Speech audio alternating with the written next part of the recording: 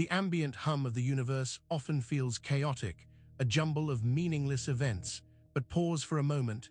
Consider your own recent journey. Did you find this transmission by chance? Scrolling through endless feeds, feeling drawn to something, anything that might offer a different perspective.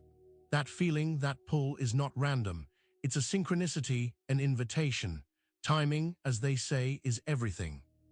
And what if your timing, right now, aligns with something far more ancient and powerful than a mere daily schedule? What if the particular hour you stumbled upon this very moment, is steeped in significance you haven't yet perceived? This isn't about scheduling or appointments. It's about a cosmic resonance, a celestial influence that subtly guides attention, especially when awareness is beginning to crack open. This transmission, finding you, is already an act of defiance against the mundane masquerade. It's a signal, a whisper from beyond the veil of ordinary perception, indicating that you're ready to see the strings. The journey we're about to embark on will reveal that our perception of time, our very reality, is an intricate, imposed structure. And it all begins with a specific celestial alignment that you, by some uncanny accident, are experiencing right now. You now see that your arrival here is orchestrated, a cosmic nudge toward awareness. But what if that nudge is directly tied to the entity that has subtly ruled our perception of existence for millennia? In the next section, we'll uncover why Saturn, often misunderstood, was never truly the god of time, but its ultimate warden. And real quick, make sure to subscribe and hit the notification bell for more videos. Now let's keep going. The notion of Saturn as the god of time, the grim reaper of our existence, is deeply ingrained. We associate him with limitations, with the passage of moments slipping through our fingers. But this is a profound misunderstanding, a masterful deception. Saturn wasn't the creator of time, he was its jailer. He didn't preside over its flow, he dictated its rhythm, its inescapable loops. This isn't about a benevolent deity bestowing the gift of chronology. This is about an architect of confinement, a consciousness that sought to bind and contain. Think of the Roman Kronos devouring his children, a tragic myth that hints at a deeper, darker truth. It speaks of consumption, of preventing growth, of keeping things static within defined boundaries. Saturn represents the ultimate cycle, not the unfolding of linear destiny. He is the warden of the great cosmic prison, ensuring that souls are respun, re-experienced, and kept within established parameters. His influence is felt in the rigid structures of our lives, the repetitive patterns we find ourselves trapped in, the feeling that no matter how much we move forward, we are always circling back to the same points. We've begun to peel back the layers of Kronos' myth, but the chains he forged are not just metaphorical. In the next section, we will explore the tangible, symbolic chains that bind us, focusing on the iconic rings of Saturn and their chilling relation to the seals of our own minds. The image of Saturn, with its majestic, icy rings, is etched into our collective consciousness. We see them as celestial adornments, a beautiful accident of cosmic dust and debris. But these rings are far more than astronomical phenomena. They are a symbolic blueprint for our own entrapment, a visual representation of the mechanisms that bind our very minds. These rings are not random formations. They are intricately structured, a series of boundaries, of demarcations that create a field of influence. Think of them as layers of consciousness, each one a barrier, a filter that limits our perception and dictates our experience. They are the seals upon our awareness, the invisible walls of our personal psychosphere. Just as the rings orbit Saturn in a predictable, unwavering path, so too are our thoughts and emotions, often confined to recurring loops. We find ourselves stuck in patterns of thought, reliving old traumas, or repeating self-defeating behaviors, all under the unseen influence of these cosmic boundaries. The seals are not external forces. They are internalized limitations, etched into our being by the very architecture of our reality. We've glimpsed the symbolic nature of Saturn's rings and their connection to our mental state. But these rings are part of a larger geometric design, a fundamental shape that unlocks these cycles. In the next section, we'll investigate this enigmatic shape, the hexagon, questioning whether it's a natural anomaly or a ritualistic keystone. Beyond the elegant rings, Saturn presents another geometric enigma. On its north pole, an immense, perfectly formed hexagon dominates the swirling clouds. For decades, scientists have marveled at this anomaly, struggling to explain its precise, unnatural symmetry. But what if this hexagon isn't a geological curiosity at all? What if it's a deliberate construction, a keyhole into a deeper, more ritualistic understanding of celestial mechanics? This hexagonal structure pulses with a peculiar energy, an ordered pattern that seems to defy the chaotic nature of planetary storms. It's as if a cosmic craftsman meticulously carved this shape, imprinting a sacred geometry onto the face of the planet. It begs the question, what is the purpose of such precision in the vastness of space? The hexagon is a powerful symbol in occult traditions, representing balance, harmony, and the interpenetration of divine and earthly realms.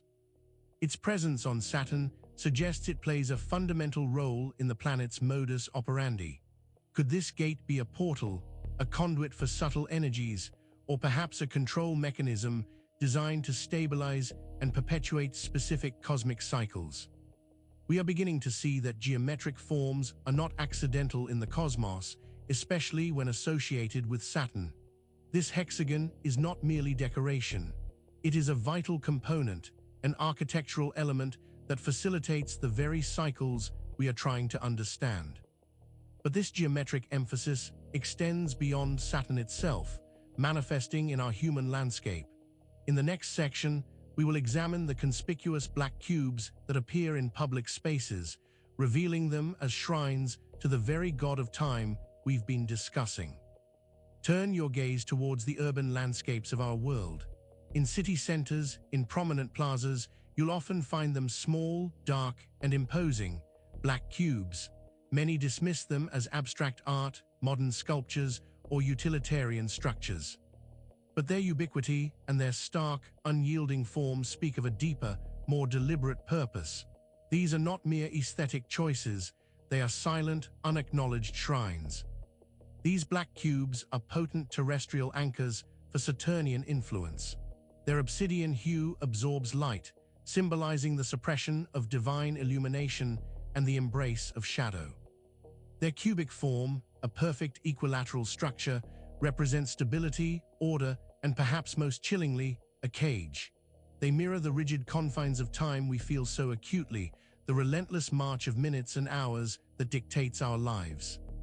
Think about their placement. They are often in places of gathering, of commerce, of transit, subtly imprinting their energy onto the collective consciousness. They serve as constant, subliminal reminders of the ordered, cyclical nature of existence as dictated by the chronocratic forces. They are miniature temples dedicated to Kronos, the devourer, the warden we have been discussing. We are seeing a pattern emerge, one that connects celestial bodies to terrestrial monuments. These cubes are not random occurrences. They embody the essence of Saturnian control, but this control is not just imposed by celestial bodies and hidden altars. In the next section, we'll delve into how a specific brotherhood, the Masons, have acted as secret keepers and architects of this temporal manipulation. Beneath the surface of public awareness, a powerful fraternity has long served as custodians of ancient knowledge, particularly concerning the manipulation of time. The Freemasons, with their intricate rituals and symbolic language, have been instrumental in building and maintaining the architecture of chronomagic. They are the secret keepers, the timekeepers who have understood and perpetuated the Saturnian cycles. Their symbols, their rituals, and their very organizational structure are steeped in the principles of temporal control. From the trowel that spreads the cement of fraternity to the plumb line that measures uprightness, each element carries a hidden meaning related to order, measurement, and the enforcement of cosmic laws. They are not simply builders of physical structures, they are architects of reality's temporal framework, Consider their obsession with levels, squares, and compasses. These are tools designed to impose order, to define boundaries, and to measure precisely. They represent the geometric and mathematical underpinnings of the chronomagical system, ensuring that time flows according to a predetermined, cyclical pattern. They are the engineers of our perceived linearity, the ones who have helped solidify the illusion of progress while ensuring we remain bound to repetition. We've now seen how these secret societies operate within the framework of lunar cycles, but their role is deeply entwined with the very methods we use to measure and organize our lives. In the next section, we will examine the calendar itself, uncovering how figures like Julius Caesar and Gregory XIII fundamentally altered its nature, betraying the natural flow of existence. The calendar. We rely on it for everything: birthdays, anniversaries, appointments, historical timelines. It's the framework of our lives, the invisible scaffolding that gives structure to our days, months, and years. But this seemingly innocuous tool is far more than a simple record of dates.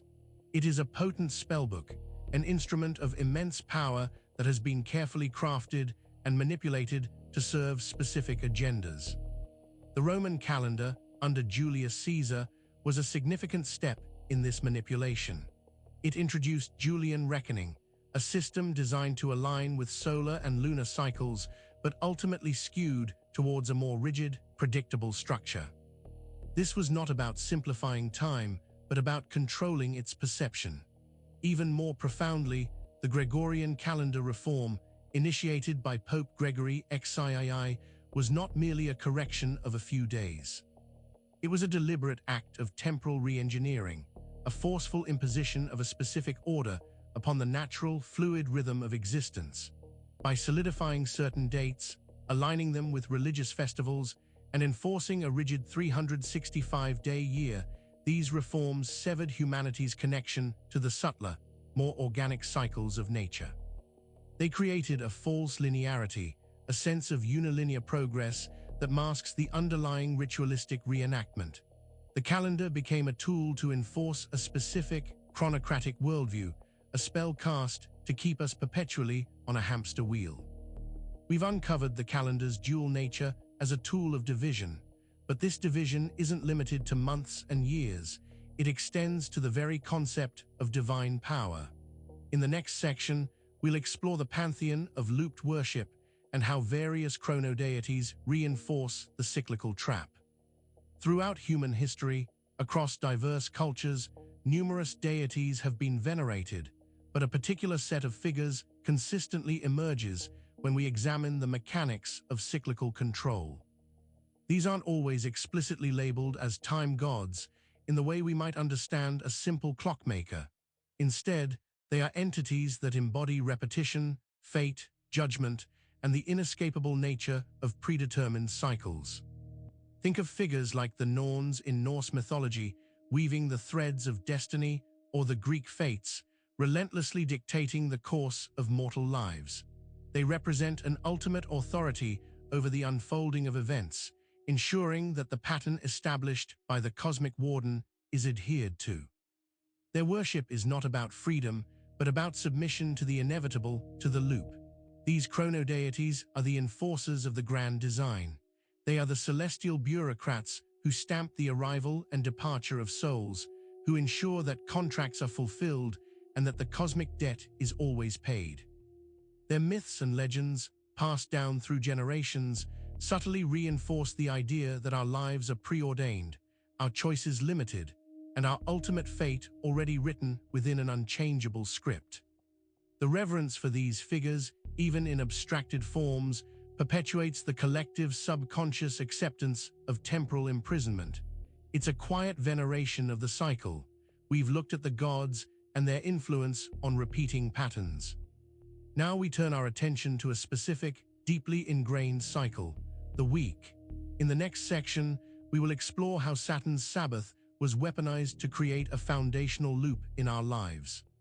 The rhythm of the week is so ingrained in our existence that we rarely question its origin or its purpose. 7 days, a cycle of labor followed by rest, punctuated by specific observances. But this seemingly natural division of time is not an organic progression. It is a carefully constructed mechanism, a foundational ritual designed to anchor humanity within a specific temporal framework, a decree from the celestial warden himself. Saturn, associated with the seventh day in many ancient traditions, imbues this day with a particular energy. The Sabbath, originally a day of rest and spiritual introspection, was gradually co-opted and transformed into a day of rigorous adherence to law and dogma, particularly within Abrahamic religions. This shift wasn't accidental.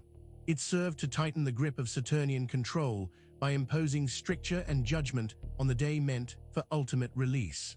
By making the seventh day a focal point of observance and often condemnation for transgression, a powerful psychological loop was established.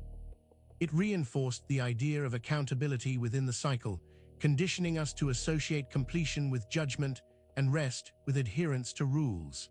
This weekly ritual becomes a microcosm of the larger soul prison, a constant reminder that our time is monitored and our actions scored. We have begun to understand how the weekly cycle serves Saturn's agenda, but this manipulation of sacred time has even deeper, more convoluted roots, particularly within a specific mystical sect.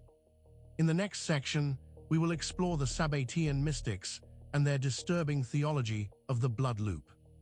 Emerging from the turbulent currents of 17th-century Jewish mysticism, the Sabbatean movement, centered around the figure of Shabbatai Zevi, introduced a radical and deeply unsettling concept into the world: the theology of the blood loop. This was not about mere spiritual redemption. It was about a ritualistic embrace of the very forces of dissolution and impurity, believing that by descending into the depths of sin, one could paradoxically achieve a higher form of purification and atonement. This doctrine, born from esoteric interpretations of messianic prophecies, fundamentally inverted traditional notions of good and evil. It embraced what was considered profane, seeing it as a necessary component in the cosmic drama of redemption. This meant a deliberate engagement with darkness, an immersion in the cyclical patterns of destruction and rebirth, not to escape them, but to fulfill a predetermined celestial mandate. The Sabbateans viewed the cycles of suffering and tribulation as integral to a grand, unfolding plan. Their theology, at its core, represented a profoundly twisted engagement with the Saturnian principle of cyclical repetition, an attempt to manipulate or even accelerate a predetermined cosmic event. The blood loop signifies not just personal sin, but a collective, ritualistic descent, a necessary shedding of the old to make way for a new, albeit infernal, order. We've now seen how a specific mystical movement distorted sacred cycles, but this fragmentation of experience isn't just spiritual, it's geographical. In the next section, we will examine how time zones act as psychic silos, further isolating our individual experiences of chronocratic control. Our world is divided into distinct temporal zones, arbitrary lines drawn across continents, dictating that what is morning for one nation is evening for another. We accept this as a practical necessity for global coordination, a simple matter of business and communication. But these time zones are far more than logistical conveniences. They are carefully constructed psychic silos designed to isolate and compartmentalize our collective consciousness. Each time zone creates a temporal bubble, a distinct experience of day and night, of activity and rest, artificially separated from its neighbors. This segmentation prevents a unified global awareness of the subtle energies that govern our existence. It fractures our shared perception of time, making it harder to recognize overarching patterns and the interconnectedness of our temporal experience. We become individuals trapped in our own temporal boxes, unable to see the larger, synchronized mechanism at play. By isolating us into these temporal silos, the chronoarchitects ensure that any potential awakening or collective realization is confined within its own zone, preventing a global ripple effect. It's a form of spiritual, mental quarantine, keeping humanity fragmented and less capable of perceiving the unified, cyclical nature of the trap. The illusion of independent temporal experience serves to deepen our isolation. We've seen how geographical divisions create temporal isolation. Now, let's turn our attention to the most ubiquitous symbol of this control. In the next section, we will dissect the clock face itself, revealing it as a circle of submission. Look at any clock face, a perfect circle, 12 numbers arcing around a central point, hands that move with relentless, predictable precision. We see it as a tool of measurement, a neutral facilitator of our lives. But this circular representation of time is far more than functional. It is a profound symbol of subjugation, a visual mantra of eternal return. The circle, by its very nature, has no beginning and no end. It represents eternity, but in this context, it signifies an eternal loop, a cycle from which there is no escape. The numbers marching around its perimeter represent discrete moments, each one a tiny step further into the enclosure. The hands, driven by an unseen force, relentlessly sweep us around, signifying our passive movement within this ordained boundary. To be dominated by the clock face is to accept its premise. That time is a linear progression towards an inevitable end, within a framework that always brings us back to the beginning. It's an acceptance of authority, a surrender to the measured march of moments. Each glance at a clock is a subliminal affirmation of this control, a quiet bowing to the warden of cycles. We are beginning to understand the symbolic power of the clock, but this submission isn't just an abstract concept. It begins at the very threshold of our existence. In the next section, we will examine the timestamp on a birth certificate, revealing it as a ritual of ownership at our entry into this life. The moment a child enters the world is a profound, often chaotic event. Yet, almost invariably, one of the first pieces of information meticulously recorded is the exact time of birth. This timestamp, a seemingly objective fact, is far more than a simple record. It is a ritualistic mark of ownership, an initial binding of the soul to the chrono-organic system. This act, performed at the most vulnerable point of entry, signifies an immediate imprint of the temporal structure onto the newly arriving consciousness. It declares that this individual, from their very first breath, is subject to the rules and cycles of this reality, a reality governed by external, imposed chronologies. The timestamp is the cosmic receipt, the confirmation that the soul entity has been placed within the designated temporal grid. It's a hidden contract, signed at the inception of life, establishing the individual's place within the larger, recurring patterns. This seemingly innocuous act of recording time serves to reinforce the idea that our lives are dictated by external forces, that our temporal journey is pre-assigned and meticulously accounted for. It's the first step in the soul's integration into the system of cyclical control. We have now seen how our beginning is ritually marked, but the ancient Gnostics understood this entrapment deeply, creating maps of these temporal loops. In the next section, we will explore their Gnostic maps and their descriptions of demiurgic architects who designed our reality. The ancient Gnostics, with their intricate cosmology, offered a stark and often terrifying vision of our existence. They spoke of a flawed creator, a lesser deity known as the demiurge, who fashioned the material world not out of pure divine love, but out of ignorance and a desire for control. This demiurge, they believed, was the architect of the temporal prison, the master craftsman of the cycles that bind us.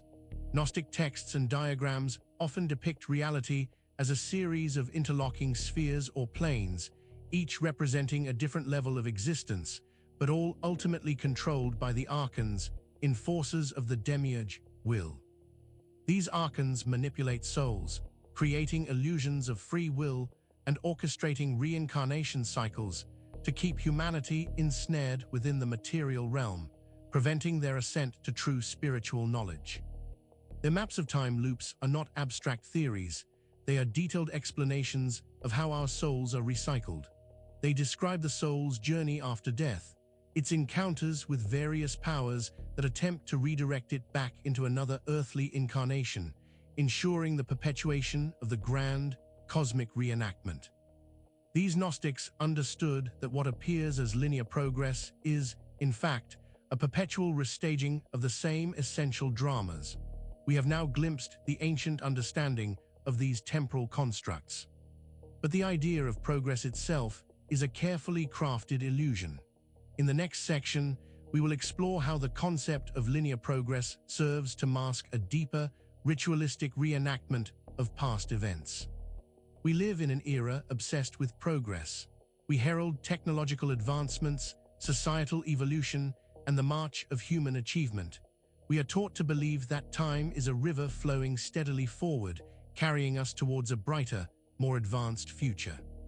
But this narrative of linear progress is one of the most masterful deceptions, a sophisticated veil that hides the truth of ritualistic reenactment.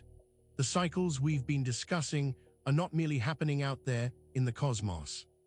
They are mirrored within human history, within our collective experience. What appears as new developments are often subtle reconfigurations, modern iterations of ancient patterns. The same fundamental dramas, the same archetypal struggles are played out repeatedly, dressed in new clothes and presented as novelties. This illusion of progress serves a crucial function for the chronocratic architects. By convincing us that we are constantly moving forward, it distracts us from recognizing the repetitive nature of our existence. It allows the soul traps to remain largely undetected, as the focus is always on what's next, on the perceived evolution, rather than the underlying, unchanging structure. The cycle is hidden in plain sight, disguised as upward momentum. We have now seen that progress is a carefully constructed mirage. But what if the ultimate key to liberation lies not in fighting the current, but in decoupling from it entirely? In the next section, we will explore the concept of shattering the clock and achieving a form of immortality by disengaging from the confines of time. The relentless ticking of the clock, the ever-present awareness of passing moments, is the fundamental anchor of our perceived reality. We are so deeply conditioned to exist within its confines, to measure our lives by its dictated rhythm, that the very thought of transcending it seems impossible. But what if the secret to true freedom, to an existence beyond the cycle, lies in decisively shattering that clock, in decoupling from the very structure that imprisons us? This isn't about ignoring time or pretending it doesn't exist. It's about shifting our fundamental relationship with it. It's about recognizing time not as an absolute external force, but as a construct, a consensual reality that, once understood, can be dismantled from within. The chronomatic system relies on our unconscious participation, our blind adherence to its rules. By consciously disengaging, by cultivating a state of being that exists out of time, we begin to unravel its power. This liberation is not about achieving a longer physical life, but about realizing an eternal quality of existence, an immortality of consciousness that is not bound by the limitations of linear progression. It's about stepping off the carousel into a realm where the concept of when loses its grip. The journey here has opened your eyes to the mechanisms of control. Now, the path to true liberation awaits. You've seen the clock face as a symbol of submission, but immortality lies beyond its circle. In the next section, we will delve into how to shatter that clock and achieve true decoupling from the binds of temporal existence.